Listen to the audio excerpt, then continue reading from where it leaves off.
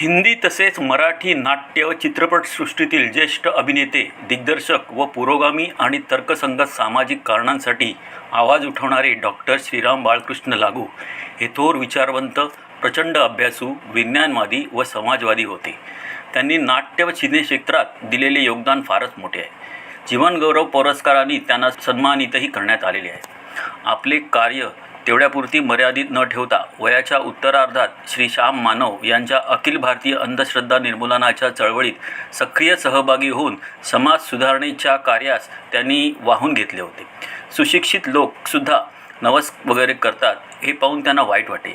आपल्या जीवनाचे आपण शिल्पकार असतो आणि आपले ध्येय साध्य करायचे आपल्याच हातात असते असा विचार तरुण पिढीला डॉक्टर लागू नेहमी देत असत. आपल्या देशातील अंधश्रद्धा गरिबीमुळे आणि अज्ञानामुळे लवकर नाहीशी होणार नाही याची त्यांना चिंता वाटे. बुवाबाजीमुळे परमेश्वराचे बाजारीकरण झालेले आहे हे त्यांना स्पष्ट दिसत होते. देवाच्या नावाने व्यापार करणारे धूर्त लोक हे समाजाचे शत्रू आहेत हे ते स्पष्टपणे सांगत.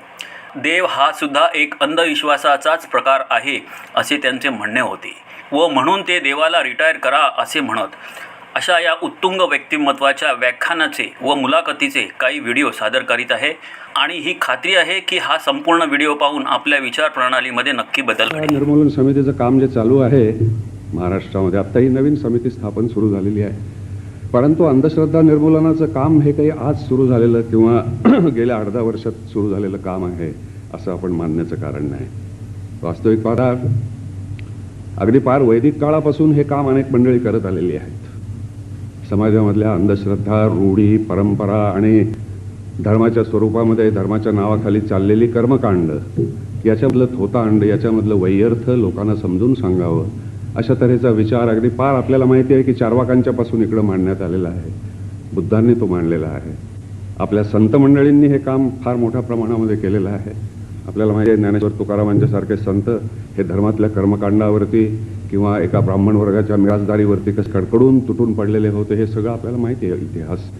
आणि अगदी अलीकडल्या काळामध्ये जर बघायचं म्हटलं गेल्या 100-1 वर्षामध्ये तर फुले, आगरकर, सावरकर, आंबेडकर ही माणसं आणि आज आता पुन्हा श्याम मानव, म्हणजे हे काम आजचं नाही आहे. हे जवळजवळ 2,500-3 हजार एक वर्ष चाललेलं असं हे काम आहे. हे आपण लक्षात घेतलं पाहिजे. वास्तविक आता लगेच त्याच्या पुढचा प्रश्न आपल्या मनामध्ये असा यायला पाहिजे की 2,500-3 हजार वर्ष काम चालून सुद्धा अजून माणसाच्या अंधश्रद्धा नाहीशा का होत नाही? हा खरं म्हणजे फार मोठा विचार करण्यासारखा प्रश्न आहे. माणसाच्या अंधश्रद्धा नाहीशा झाल्या पाहिजेत याबद्दल आज कुणाचंच दुमत नाही. आपल्याला माहिती आहे की लोकांच्या मध्ये हा विचार आहे. शासनाला सुद्धा असं म्हणता येत नाही की बाबा अंधश्रद्धा चालू राहायला पाहिजेत. त्यामुळे शासनाचं सुद्धा हेच मत आहे की अंधश्रद्धा नाहीशा झाल्या पाहिजेत. आणि इतका सगळ्या अंगांनी हा प्रयत्न चाललेला असताना सुद्धा अजून सुद्धा समाजामध्ये इतकं अंधश्रद्धांचं प्राबल्य का? हा खरं म्हणजे विचार करायला पाहिजे आपण. आणि तो विचार करायला आपल्याला प्रवृत्त करावं हा या भाषणांच्या मागचा किंवा ते जे प्रयोग त्यामध्ये करून दाखवतात त्यांचा हेतू असतो. कोणाच्या धर्मश्रद्धेवरती प्रहार करणं हाच केवळ त्याच्यामध्ये हेतू आहे असं नाही. किंबहुना ते असं वरचेवर सांगत असतात की तुमची परमेश्वरावरची श्रद्धा किती अभंग आहे हे आम्हाला सगळ्यांना माहिती आहे. आपल्या भारतीय समाजामध्ये तर फार खोलवर असा तो रुजलेला विचार आहे. तेव्हा ती श्रद्धा मुळातूनच उखडून टाकायची हा या अंधश्रद्धा निर्मूलन समितीच्या कार्यक्रमाचा हेतू नाही. परंतु या श्रद्धेच्या पोटी ज्या उपजणाऱ्या ज्या अंधश्रद्धा आहेत त्यानं समाजाचं कसं नुकसान होतं आहे हे दाखवणं आणि म्हणून ते नुकसान होऊ नये म्हणून अंधश्रद्धा निर्मूलन समितीचं काम करणं हे हा याचा प्रमुख हेतू आहे. अंधश्रद्धाने माणसांचं नुकसान काय होतं असाही प्रश्न आपण कदाचित विचाराल. खूपच होतं. अनेक पातळ्यांच्या वरती होतं. व्यावहारिक पातळ्यांच्या वरती होतं ते असं की माणसामधल्या अंधश्रद्धा ज्या असतात त्याचा फायदा घेणारे लोक साहजिकचपणे समाजामध्ये निर्माण होतात. आणि मग समाजातल्या एका अडाणी अशिक्षित अशा वर्गाचं ते पद्धतशीरपणे शोषण सुरू करतात. हा समाज असाच अडाणी राहावा, हा समाज असाच अंधश्रद्धा राहावा याच्यामध्ये त्या मंडळींचा ते ज्यांचे व्हेस्टेड इंटरेस्ट ज्याला आपण म्हणतो ते जे गुंतलेले असतात अशा मंडळींचा त्याच्यामध्ये फायदा असतो. आणि ती मंडळी अशा वर्गाचं पद्धतशीर शोषण करत असतात. आणि हा समाज माझा असाच राहावा, अडाणी राहावा अशीच त्यांची इच्छा असते. आणि याच्याशी आपल्याला झगडावं लागतं अशा करता की आपल्याला हे अंधश्रद्धा निर्मूलन समितीचं जे काम आहे ते केवळ तुमच्या अंधश्रद्धा बाजूला काढून टाकायचं इतकं साधं सोपं काम नाही आहे. आपल्याला जर समाज परिवर्तनाची म्हणून काही चळवळ मान्य असेल की आपला समाज एकूणच सगळा बदलायला पाहिजे, तो जास्त अधिक समजूतदार झाला पाहिजे, जास्त अधिक शिक्षित झाला पाहिजे, जास्त अधिक जबाबदार झाला पाहिजे, जास्त अधिक विचारी झाला पाहिजे, असं जर आपण मानत असू तर त्या संबंध एका व्यापक समाज परिवर्तनाच्या चळवळीचा हा एक फक्त बारीकसा भाग आहे. समाजाचं दारिद्र्य नाहीसं करणं हा जसा एक त्याचा भाग आहे, समाजाला शिक्षण देणं किंवा साक्षरता समाजामध्ये वाढवणं हा जसा त्याचा भाग आहे, तसं समाजाला अंधश्रद्धा टाकून विचार करायला प्रवृत्त करणं हा त्याचा एक बारीकसा भाग आहे. तेव्हा अशा एका व्यापक चळवळीचा एक भाग म्हणून आपण त्याच्याकडे पाहिलं पाहिजे. वास्तविक पाहता अंधश्रद्धा या प्रत्येक धर्मामध्ये असतात, काय फक्त हिंदू धर्मामध्येच आहेत असं नाही, मुसलमान धर्मातही आहेत, ख्रिश्चन धर्मातही आहेत. आणि धर्म जरी म्हटलेलं असलं तरी जिथे जिथे शब्द प्रामाण्य मानलं जातं किंवा ग्रंथामान्य मानलं जातं किंवा अमुक माणसाचा शब्द असं तो म्हटलं की मग त्याच्यावरती पुन्हा विचार करायला जागा राहत नाही. अशी जिथे जिथे परिस्थिती असते तिथं तिथं या अंधश्रद्धा सगळ्या निर्माण होतात. मार्क्सचं नाव सांगणारा पोथीवाद जो असतो त्याच्यामध्ये सुद्धा त्याला जेव्हा शेवटी धर्माचं रूप येतं तेव्हा त्याचीही काही कर्मकांड निर्माण होतात, त्याच्याही मध्ये अंधश्रद्धा निर्माण होतात. तेव्हा जिथे जिथे शब्द प्रामाण्य मानलं जातं, जिथे जिथे पोथी प्रामाण्य मानलं जातं तिथं तिथं या अंधश्रद्धांचा उद्भव होतोच होतो. आणि म्हणून मग काय करायचं आपल्याला तर शब्द प्रामाण्य टाकून द्या, बुद्धी प्रामाण्य माना. वेदामध्ये लिहिलं आहे किंवा कुराणामध्ये लिहिलं आहे किंवा बायबलमध्ये ते लिहिलेलं आहे म्हणून ते खरं माना ही प्रवृत्ती सोडून द्या. ते खरोखरच खरं आहे का हे तुमच्या आजच्या ज्या काही वैज्ञानिक कसोट्या आहेत त्या कसोट्यावरती घासून पहा आणि त्याचं जर उत्तर आलं की हे बरोबर आहे तर ते जरूर स्वीकारा. परंतु ते स्वीकारताना सुद्धा हे शेवटचं सत्य आहे असं मानू नका. म्हणजे आपल्याला शास्त्रीय दृष्टिकोन असा बरेच वेळेला हल्ली शब्द वापरला जातो, त्याचा खरा अर्थ हा आहे की शास्त्राच्या कसोट्यांच्या वरती घासून पाहून तुम्ही एखादं सत्य खरं का खोटं ते ठरवा, परंतु ते ठरवल्यानंतर सुद्धा हे आपल्याला शेवटचं उत्तर सापडलेलं आहे असं शास्त्र सुद्धा मानत नाही, असं विज्ञान सुद्धा मानत नाही. हे लक्षात घ्या. विज्ञान असं म्हणतं की आज मला हे सत्य सापडलेलं आहे, परंतु हे सत्य हेच अंतिम सत्य आहे असा दावा विज्ञान सुद्धा आज करीत नाही आणि तो दावा आपण करीत असतो. तेव्हा हा दावा आपल्याला सोडला पाहिजे. आणि अंधश्रद्धांच्यामुळं समाजाचं जे सगळ्यात मोठं नुकसान होतं माझ्या मताने ते हे होतं की माणसाची चिकित्सा करण्याची बुद्धी नाहीशी होते. माणसाचं मन असं एक बंद घुसमटल्यासारखं कुठेतरी कडी कुलप लावून सगळी दारं बंद करून टाकावीत म्हणजे आतल्या माणसाची जी अवस्था होते तशी माणसाच्या मनाची अवस्था होऊन जाते. ती अवस्था टाळण्याकरता, माणसाच्या मनाची कवाडं उघडण्याकरता, त्याची विचारशक्ती जास्त जागृत करण्याकरता, कारण ती झाल्याशिवाय समाज परिवर्तन हे अशक्य आहे हे आपल्याला सगळ्यांना माहिती आहे. हे जोपर्यंत होत नाही तोपर्यंत समाज परिवर्तनाच्या गप्पा मारण्यामध्ये काही अर्थ नाही.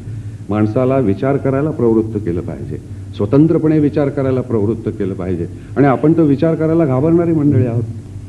अंधश्रद्धा ही माणसाला दैववादी बनवते आणि तो दैववाद घातक असतो. तो या कारणाकरता घातक असतो की माणसाची विचारशक्ती त्यामुळे खुंटते आणि ती विचारशक्ती खुंटता कामा नये. ती विचारशक्ती माणसामध्ये जास्त जास्त फुलत राहायला पाहिजे. याच्याकरता म्हणून अंधश्रद्धा निर्मूलन हे अत्यंत आवश्यक आहे. तेव्हा केवळ 4 बुवांचं पितळ उघडं पाडणं किंवा बारामती कशी खोटी आहे हे तुम्हाला समजावून सांगणं इतका हा साधा विषय नाही आहे. हे केवळ त्या विषयाकडे जाण्याचं एक दार, एक त्याचा मार्ग एवढंच त्या गोष्टींचं स्वरूप आहे. आत्ता आपल्याला इथं श्यामानो आपले विचारही सांगतील, आणखीन त्या विचारांना पोषक असे काही इथं प्रयोगही करून दाखवतील. ज्या गोष्टी अनेक समाजामध्ये बुवाबाजीच्या नावाखाली किंवा भूत भानामतीच्या नावाखाली, जादूटोण्याच्या नावाखाली, मंत्रविद्येच्या नावाखाली चमत्कार या नावाने खपल्या जातात. ते चमत्कार म्हणजे त्यात त्यांचं काय स्वरूप असतं हे तुम्हाला इथे ते शास्त्रीय प्रयोग करून उघड करून दाखवतील. परंतु त्याचा अर्थ असा नव्हे की आमका बुवा खोटा पाडायचा आहे म्हणून श्याम मानव आज इथे आपल्या जीवाची बाजी लावून उभे राहिलेले आहेत. त्याच्यामागं एक फार मोठा विचार आहे, तो आपण सगळ्यांनी लक्षात घ्यावा. आणखी त्याच्याकडे जरा जास्त सहानुभूतीनं बघावं या सगळ्या प्रकाराकडे अशी मी आपल्याला विनंती करतो. समाजामध्ये जे दोष आहेत त्यातले बहुवांशी दोष हे त्याच्या धर्मांधतेमुळे, देवांधतेमुळे, अंधश्रद्धेमुळे निर्माण झालेले आहेत. तो समाज अत्यंत दैववादी झालेला आहे, परिणामी अत्यंत नाकर्ता झालेला आहे आणि त्यामुळे या समाजाला जागं करणं म्हणजे त्याच्यामधली ही अंधश्रद्धा नाहीशी करून टाकणं, त्याच्याशिवाय हा समाज हलणार नाही. आणि अंधश्रद्धांचा विचार करताना लक्षात असं आलं की या ज्या छोट्या छोट्या अंधश्रद्धा आहेत, म्हणजे एखादा बाबा असा हवेत हात करतो आणि एक सोन्याचं घड्याळ काढतो, किंवा एखादा बाबा म्हणतो मी पाण्याला हात लावला की त्याचं पेट्रोल होतं वगैरे वगैरे, या सगळ्या ज्या अंधश्रद्धा आहेत, या सगळ्या अंधश्रद्धांचं बीज परमेश्वर ही संकल्पना आहे. हा बाबा घड्याळ कसं करतो, सोन्याचं घड्याळ कसं काढतो हवेतून, तर त्याला एक दैवी शक्ती आहे. हा पाण्याचं पेट्रोल कसं करतो, तर त्याला एक दैवी शक्ती ते काही लोक स्वतःला भगवानच म्हणवतात. ते भगवान म्हणवतात, ते म्हणजे म्हणवू लागलेच ते, कारण त्यांना ते लक्षात आली युक्ती. आणि मग एक समाजामध्ये असा शोषण करणारा बदमाशांचा वर्ग मोठा तयार झाला की त्यांना कळलं की हा समाज मेंढरांचा समाज आहे, या समाजाला मी वाटेल तसा वागवू शकतो. त्याला फक्त देवाची भीती घातली की तो हे करतो, की तू असा जर वागला नाहीस तर देव तुला पाप देईल. कुठलीही एक काहीतरी पार्वती मा उठते आणि ती म्हणते मी पोटावर हात ठेवला तर गर्भाशी कुठलीही बाई, अगदी वांज असलेली बाईसुद्धा तिच्या पोटामध्ये गर्भधारणा होते. आणि तिच्याकडे जायला आमच्या लोकांचे क्यूजच्या क्यूज लागतात. आज सुद्धा मी बघतो या निरनिराळ्या ठिकाणी दर्शनं घ्यायला जे जातात, पंढरपूरच्या यात्रेची संख्या प्रचंड वाढते, शिर्डीला जाणाऱ्या लोकांची संख्या वाढते. दरवेळेला ॲक्सिडेंट झालेले जर पाहिले तर ते त्या शिर्डीच्या साईबाबाकडून परत तरी येत असतात किंवा दर्शनाला जात तरी असतात. पण हे काही त्यांच्या डोक्यात येत नाही की अरे मग बाबा मला त्या परमेश्वरानं कसं, माझ्या वाहनाला का अपघात घडवला, माझं संबंध कुटुंब कसं नामशेष केलं, इतका साधा विचार कसा येत नाही. आणि मग असं ठरवलं की हा विचार जर आपल्याला समाज कल्याणाचा वाटतो आहे तर तो लोकांच्या पुढं मांडणं हे आपलं कर्तव्य आहे. आगरकर म्हणाले होते, ते माझ्या डोक्यात फार घुसून बसलेलं आहे, की जर एखादा विचार आपल्या मनामध्ये आला आणि तो खरोखरच समाज कल्याणाचा विचार आहे अशी जर आपली मनोमन खात्री पटली तर तो समाजापुढं मांडणं, बेधडकपणे मांडणं हे तुमचं कर्तव्य आहे. मग त्याकरता दगडधोंडे खाल्ले तरी चालतील, देहदंड सोसावा लागेल तरी त्याला सुद्धा तयारी पाहिजे. तर ह्याच्यामध्ये भूमिका वगैरे घेण्याचा काही प्रश्न नाही. हा प्रश्न आहे साधा की माझ्या काही कन्व्हिक्शन्स आहेत आणि त्या लोकांच्या पुढं मांडण्यामध्ये लोकांचं कल्याण आहे असा माझा विश्वास आहे, तर त्या मी मांडत राहणार. पण ज्या लोकांपर्यंत जायचं तेच लोक तुमच्यावरती तुटून पडले ना. ते तुटून पडतीलच, ते अनेक वर्ष माझ्यावरती तुटूनच पडतील. माझ्यावरती कशाला, मी तुम्हाला सांगितलं त्या आगरकरांच्या वरती असेच तुटून पडले होते. त्यांची तर प्रेतयात्रा त्यांच्या जिवंतपणे त्यांच्या घरावरून लोकांनी काढलेली होती. अर्थ एवढाच आहे की इतकी वर्ष झाली तरी अजून समाजामध्ये काहीही फरक पडलेला नाही. हो, पण जे तुम्ही राजकारण्यांच्या विरोधी बोललात तर लोकांना चालतं, हा, मंत्र्यांच्या, सत्ताधाऱ्यांच्या. हो. पण तुम्ही साक्षात देवालाच, परमेश्वरालाच तुम्ही वेठेला धरता, हे कसं काय, असा तो प्रश्न असा त्याच्यात तो प्रश्न येतो. परंतु मला असं वाटतं की परमेश्वर असं जे मानलं जातं ना की ही परमेश्वर ही कल्पना किंवा धर्म ही संकल्पना ही माणसाला एक आंतरिक गरज आहे. तर वास्तविक पाहता आज विज्ञानाने असं स्वच्छ सिद्ध केलेलं आहे की ती आंतरिक गरज वगैरे काहीही नाही. एखादं नवजात मूल जर एखाद्या निर्जन बेटावर कुठल्याही संस्काराशिवाय वाढवलं तर त्याच्या डोक्यामध्ये परमेश्वर, धर्म वगैरे या असल्या खोलचट कल्पना अजिबात येत नाहीत. वुल्फ बॉय जी आपल्याला माहिती आहे, एखादा जंगलात हरवलेला मुलगा लांडग्यांच्या कळपामध्ये वाढतो, चांगला 6-7 वर्ष, 8 वर्ष, 10 वर्ष वाढतो. तो मुलगा जो असतो त्याच्या डोक्यामध्ये परमेश्वर किंवा धर्म वगैरे या कल्पना येत नाहीत. या सगळ्या कल्पना पिढ्यानपिढ्या सुमारे 10,000 वर्ष तरी झाली असावीत असा माझा अंदाज आहे, जेव्हा माणसाने पहिल्यांदा परमेश्वराची संकल्पना डोक्यामध्ये आणली त्यावेळेला. आणि या इतक्या वर्षामध्ये जी कल्पना अशी खेळ्यासारखी घट्ट संस्कारांनी बसवलेली आहे, पिढ्यानपिढ्या. डॉक्टर व्यवसाय करणारे सुद्धा खूप लोक 100% अंधश्रद्धाळू आहेत ना, आहेत डॉक्टरीत, म्हणजे जे बघा, विज्ञानाच्या किती ते खोल शिक्षणातनं जातात. हो, पण विज्ञानाचं शिक्षण आणि वैज्ञानिक दृष्टिकोन याच्यामध्ये फार मूलभूत फरक आहे. वैज्ञानिक दृष्टिकोन असायला काही मनुष्य वैज्ञानिक असावा लागतो असं नाही, आणि प्रत्येक वैज्ञानिक असलेला त्याचा दृष्टिकोन वैज्ञानिक असतोच असंही नाही. अनेक सर्जन्स मला असे माहिती आहेत की जे ऑपरेशन थिएटरमध्ये जायच्या आधी गणपतीची पूजा केल्याशिवाय थिएटरमध्ये पाऊल टाकत नाहीत. मग तो पेशंट आतमध्ये कितीही सिरियस असला तरी पहिल्यांदा गणपतीची पूजा आणि मग सर्जरी. तेव्हा तो भाग वेगळा. सांगायचा मुद्दा असा की हे काढून टाकणं सोपं नाही आहे. आज इतक्या वर्षांच्या प्रयत्नाने, चार्वाकांपासून हे प्रयत्न चाललेले आहेत. आगरकर तर 100 वर्ष झाले, चार्वाकांना 5,000 वर्ष झाली. चार्वाकांनी 5,000 वर्षापूर्वी निरीश्वरवाद मांडलेला आहे आमच्या वैदिक संस्कृतीमध्ये, आणि तरी सुद्धा अजून काहीही ढिम्म सुद्धा झालेलं नाही. पण मग हाच फरक आहे का तुमच्या मते आपल्या आणि युरोपियन समाजामध्ये तुलनेने? की युरोपमध्ये तेवढ्या प्रमाणात आपल्याला अंधश्रद्धा दिसत नाही. दिसत म्हणजे नाही. दैनंदिन जीवनावरती तरी त्या अंधश्रद्धेचा संस्कार नाही. जसा मला आपल्या- असं वाटतं, एक तर पहिली गोष्ट, युरोपला वैज्ञानिक म्हणण्यापेक्षा सुद्धा इंडस्ट्रीयल रेव्होल्युशनचा फार मोठा फायदा झाला. इंडस्ट्रीयल रेव्होल्युशन त्यांच्याकडे ज्या काळामध्ये झाली, त्या काळामध्ये आपल्याकडे शिवाजी महाराज राज्य करत होते. त्याला आता 300 वर्ष होऊन गेली. 300 वर्षामध्ये आमच्याकडे तांत्रिक सुधारणा किती झाला, वैज्ञानिक सुधारणा किती झाल्या आणि युरोपमध्ये किती झाल्या. युरोपमध्ये जी संबंध अशी इंडस्ट्रीयल क्रांती झाली, ती जर आपल्याकडे झाली असती ना, तर आपल्याला हळूहळू त्यातलं वैयर्थ लक्षात आलं असतं, देव किंवा परमेश्वर या संकल्पनेचं. लोक आता असंही म्हणतात की सोव्हिएट युनियनमध्ये सगळा समाज नास्तिक करून टाकलेला होता, कम्युनिस्ट क्रांती झाली त्यावेळेला, आणि आता बघा विघटन झाल्याबरोबर सगळे लोक विथ व्हेंजन्स असे दुपटीनं आस्तिक झाले. हे कसं दैववादाकडे काय? आले. त्या अर्थी मग ते त्यांच्या डोक्यामध्ये ते मूळचंच काहीतरी असलं पाहिजे. ही जी गोष्ट आहे निरीश्वरवाद, ही तुमच्यावरती लादून उपयोग नाही, ही प्रबोधनाने पटवून दिली पाहिजे माणसाला. जसं माणूस जर संस्कारक्षम आहे तर परमेश्वर आहे, परमेश्वर आहे, परमेश्वर आहे हा संस्कार जसा झाला, तसा परमेश्वर नाही, परमेश्वर नाही, परमेश्वर नाही असा संस्कार कदाचित आम्हाला एक आणखी 5000 वर्ष करावा लागेल. तेव्हा माणूस कदाचित संपूर्णपणे स्वतंत्र होईल या कल्पनेतून. पण त्याच्यावरती असं ते एक अवलंबित्वाचं जे एक दडपण आहे, त्या अवलंबित्वाच्या दडपणामुळे त्याला सुरक्षितता पण मिळते असं खूप मानसशास्त्रज्ञ सांगतात. नाही, आता मी तेच सांगितलं ना की हो, पण त्याच्यावरतीच त्यांचं असं म्हणणं आहे की तुम्ही जे मुक्त करायला पाहताय त्याला, त्या अवलंबित्वापासनं, तर तो मुक्त होत नसून तो विल्डरनेसमध्ये जातो. म्हणजे तो एकदम असा असुरक्षित होतो आणि त्या असुरक्षितता त्याला सहन होत नाही ती. बरोबर आहे. असं त्यांचं तुम्हाला उत्तर आहे. नाही, तो तसा जाणारच. त्याचं कारण असं आहे की आम्ही जर नुसती परमेश्वराची कल्पना डोक्यातून काढून टाकली आणि त्याला सबस्टिट्यूट जर काही दिला नाही, तर तो मनुष्य असा सैरभैर होणारच. म्हणून त्याला विवेकवाद हा त्याचा म्हणजे मूलतः जीवनानंदवादी माणूस आहे.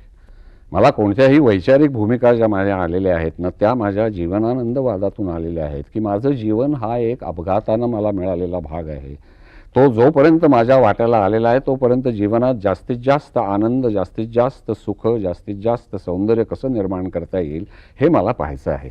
मला परलोकावरती माझा विश्वास नाही, आत्म्यावर माझा विश्वास नाही, परमेश्वरावर माझा विश्वास नाही, पुनर्जन्मावर माझा विश्वास नाही. मग माझा जीवनानंदवाद मला असं सांगतो की तुला जर आनंद निर्माण करायचा असेल तर तो भोवतालच्या दुःखाचा नाश करत करतच निर्माण केला पाहिजे. किंवा तुला जर सौंदर्य निर्माण करायचं असेल तर भोवतालच्या कुरूपतेचा नाश करत करतच ते सौंदर्य निर्माण केलं पाहिजे. मग हिंसा ही क्रूर आहे, दारिद्र्य हे क्रूर आहे, अज्ञान अडाणीपणा हे क्रूर आहे, अंधश्रद्धा हे क्रूर आहे. तसंच फाशीची शिक्षा. फाशीची शिक्षा म्हणजे तर हिंसाच आहे.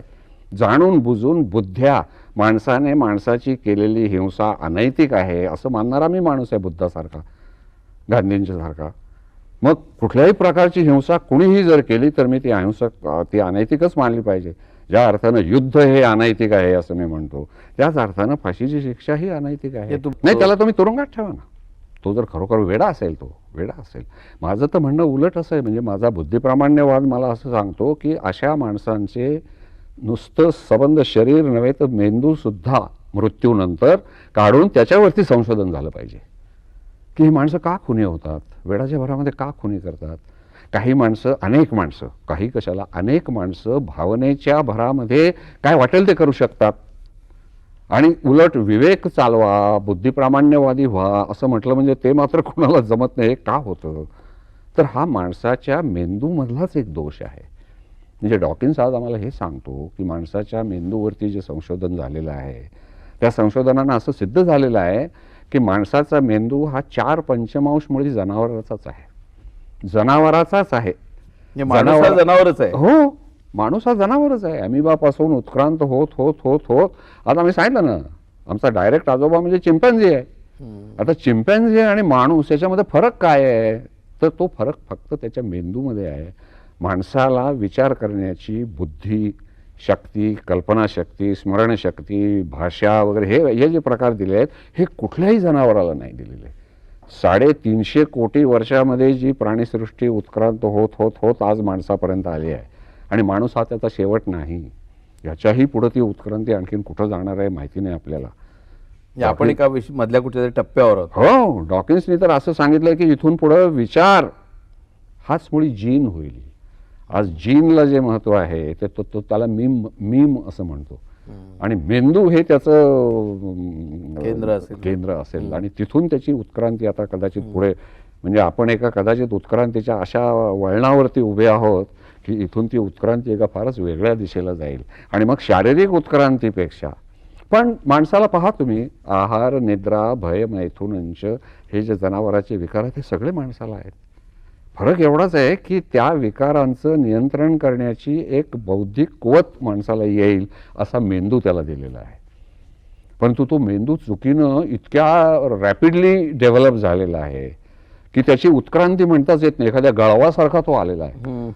चिंपॅन्झीच्या मेंदूवर एक गळू ठेवून द्यावं आणि त्या गळवाला विचार करण्याची शक्ती द्यावी.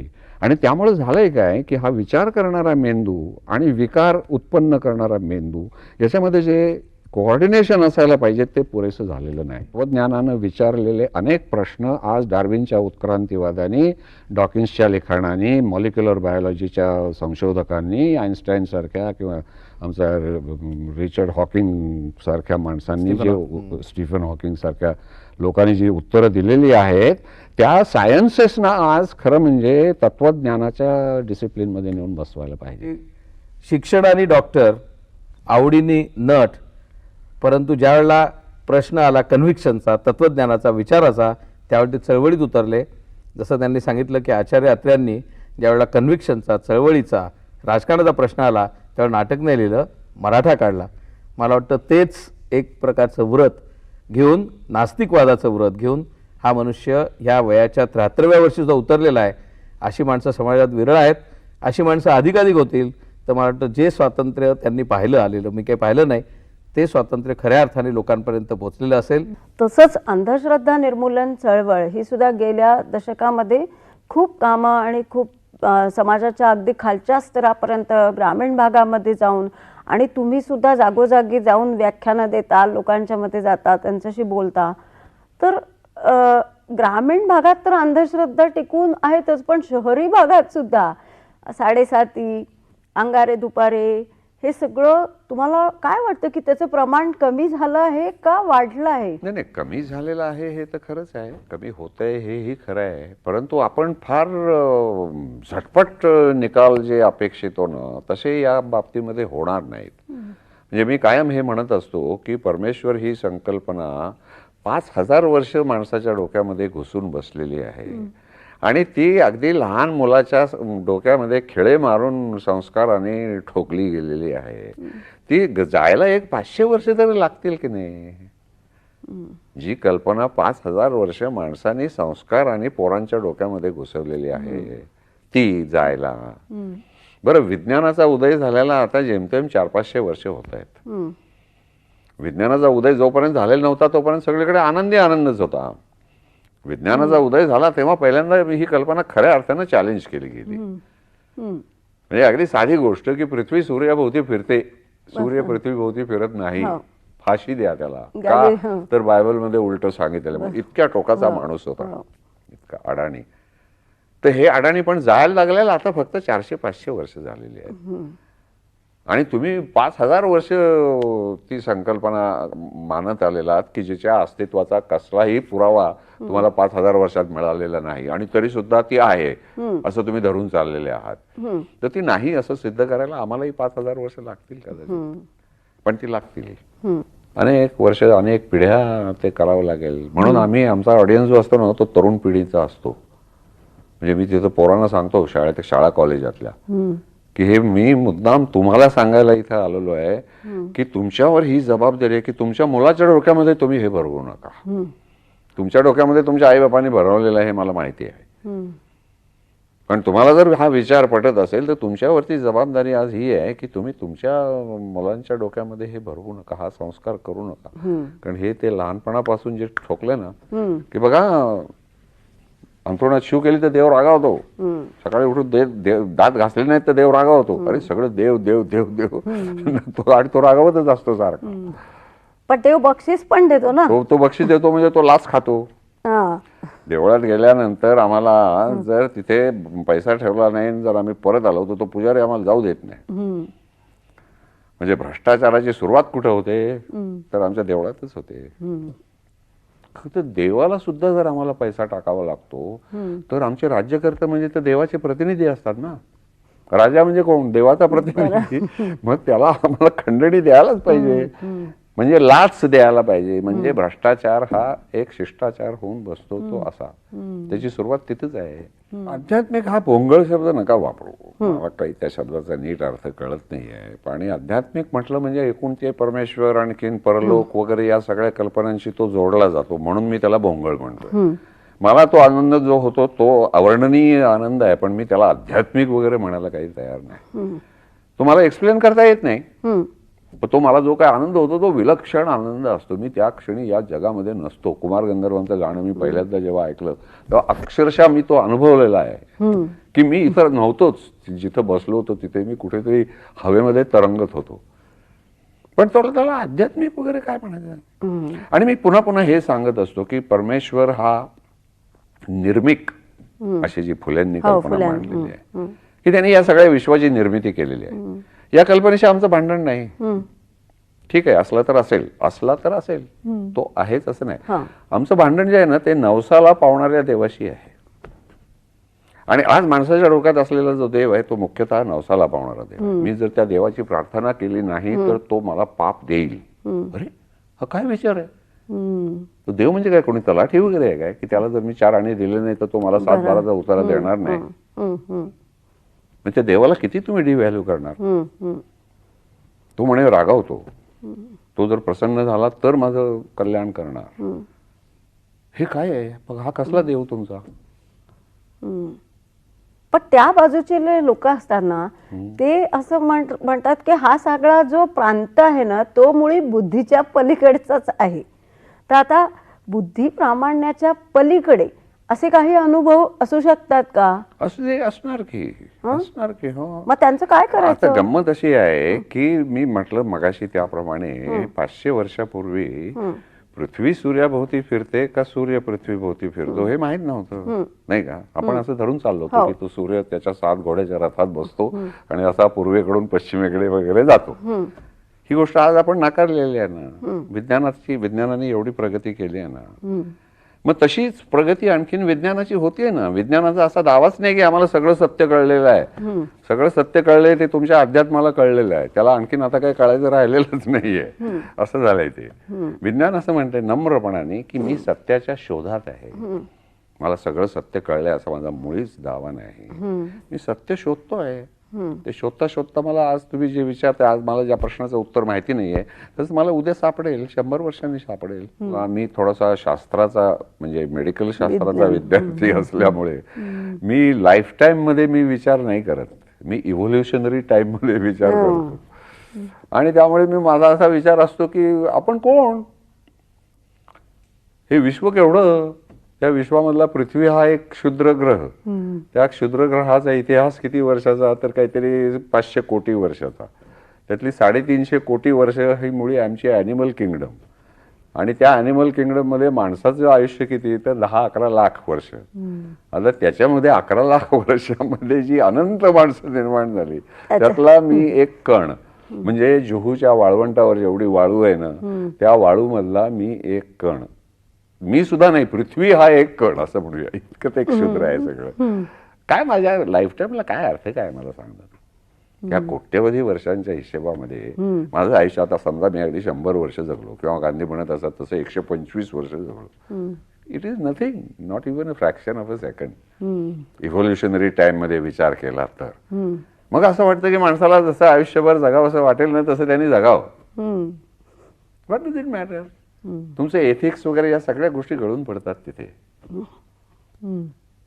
ही जी एक माणसाच्या आयुष्याबद्दलची इनेव्हिटेबिलिटी, अटळता जी काही आहे ना, त्याच्यामुळे हे सगळं गळून पडतं. जोपर्यंत आपण करत नाही ना, आपण स्वतःला जोपर्यंत शहाणे समजतो तोपर्यंत आपण सुधारण्याची काहीही कुठलाही संभव नसतो. तेव्हा आपण स्वतः मान्य केलं पाहिजे की मी दुसऱ्याला करप्ट म्हणतो, मी आहे का करप्ट, मी नाही आहे का करप्ट, आणि जर असेल तर मला माझ्यापासून सुरुवात करायला नको का. करायला पाहिजे. म्हणजे मी मगाशी ज्याला गाफील पिढी म्हटलं, ती तो गाफीलपणा अजूनही आज आपल्यामध्ये दिसतो. आता साधा हिंसेचा भाग घ्या की आपल्याकडे जेव्हा छाटल्या जातील, हात काम केले जातील वगैरे, हे किती सहजपणाने आपण बोलून जातो. आता कुठल्याही चौकातला पुढारी येतो आणि आपल्याला सांगतो की अमुक एक गोष्ट जर झाली नाही ना तर माणसाचे डोळे फोडले जातील. आणि ही संस्कृती कुठून आली आपल्याकडे? नव्हती एवढी, पण ती आली आणि आपण त्याचा स्वीकार केला अगदी छानपैकी. वाटेल तशी माणसाची हत्या करायला माणसाला काहीही वाटत नाही. अर्थात मला मान्य आहे, मी डॉक्टर असल्यामुळे आणि थोडासा जनुकशास्त्राचा अभ्यास केलेला असल्यामुळे की माणसाला ते शक्यच नाही. प्रत्येक माणसाला गांधी होणं हे अशक्यच आहे, हे मान्य आहे. आणि आमचा रिचर्ड डॉकिन्स म्हणतो त्याप्रमाणे माणूस या प्राण्याच्या मेंदूमध्येच तशी सोय नाही आहे. त्यामुळे त्या माणसाचा नाईलाज आहे, त्याला हिंसक असणं हेच त्याचं भागधेय आहे. कारण आपण माणूस सोडून कुठलाही खालचा प्राणी जर घेतला तर तो स्वजातीय प्राण्याची हत्या करीत नाही. फक्त माणूस हा एक प्राणी असा आहे की जो माणसाची हत्या करतो. वानर वानराला मारत नाही, वाघ वाघाला मारत नाही, किंवा कुत्रा कुत्र्याला मारत नाही. हे कुठून आलं? हे माणसाच्या उत्क्रांतीमधून आलेलं आहे, हे आपण समजून घेतलं पाहिजे. माणसाच्या उत्क्रांतीमध्ये प्रत्येक प्राणी जो आहे, ज्या प्राण्याच्या बद्दल आपण बोलतोय माणूस सोडून, त्या प्राण्याच्या मेंदूमध्ये एक असा सेफ्टी वाल्व बसवलेला आहे निसर्गाने. त्याच्या त्या उत्क्रांतीच्या काळामध्ये तो डेव्हलप झालेला आहे की तो स्वतः स्वजातीयाला मारणार नाही. माणसाच्या मेंदूमधून तो सटकलेला आहे. तो जो सेफ्टी वाल्व असायला पाहिजे तो नाहीच आहे. आता हे जर आपण नीट जाणून घेतलं की बाबा, आपण नेहमी म्हणतो हिंसा ही माणसाची प्रवृत्ती आहे वगैरे वगैरे, ती कशामुळे आहे? माणूस माणसाला कसा मारू शकतो, का मारू शकतो? बाकी कुठलंही जनावर मारत नाही तर. आणि जर त्याचं काहीतरी असं काहीतरी बायोलॉजिकल त्याचं कारण असेल तर ते बायोलॉजिकल पातळीवरती सोडवण्याचा प्रयत्न केला पाहिजे. आणि म्हणून आपल्या सगळ्या संस्कृतीचा जो स्रोत आहे हा वैज्ञानिक विचाराशिवाय अगदी थोटा विचार आहे, असं मला पुन्हा पुन्हा सांगावंसं वाटतं. आईन्स्टाईन सारखा मनुष्य सुद्धा जेव्हा म्हणतो की I don't believe in a god that dismisses, that destroys, that punishes and that rewards. आईन्स्टाईनचा नाही का देवावर विश्वास असं आपल्याकडे सांगण्यात येतं. पण आईन्स्टाईननं ही वस्तुस्थिती लक्षात घेतलेली आहे आणि आपण ती घ्यायला पाहिजे. म्हणजे मग आपल्याला हे प्रश्न सोपे होतात की बाबा, माझ्याकडून मला जेवढं माझं स्वतःचं जे करता येईल ना तेवढं मी करत राहणं, एवढंच माझं समाजकार्य आहे. हे मी समाजाकरता करतो आहे आणि हे समाजाने रेकग्नाइज नुसतं करून उपयोग नाही, तर प्रत्येक समाजातल्या प्रत्येक घटकाने हे स्वतःच्या बाबतीत केलं पाहिजे.